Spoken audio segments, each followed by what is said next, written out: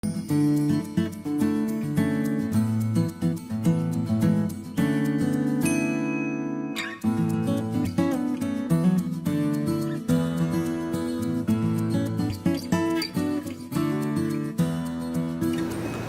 I'm Phil Clay. I work in consumer care at Helator. One of the most common questions we get is how to clean the glass on my gas fireplace. I'm here to walk you through some simple steps on how to do that. The first step is to remove the decorative front. This may be an operable door or a simple surround such as this fireplace has.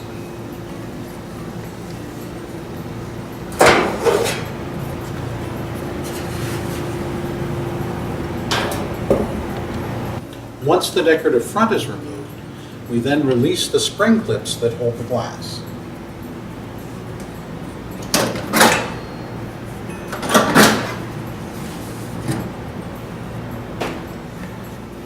Now that we have the glass removed, we're ready to clean it. You'll notice the white residue on the glass. This is very normal in the operation of a gas fireplace. What we use to clean our glass is a glass cleaner such as this.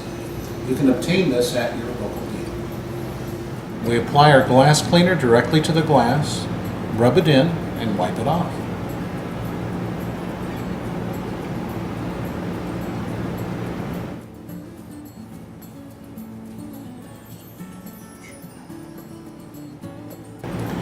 Now that you've rubbed it into the glass, this will dry similar to wax on a car, and you can simply briskly rub it off.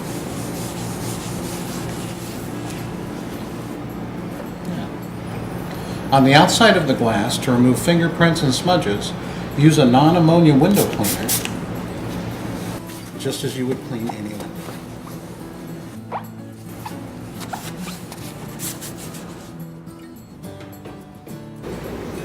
Now our glass is clean and ready to be replaced on our fireplace.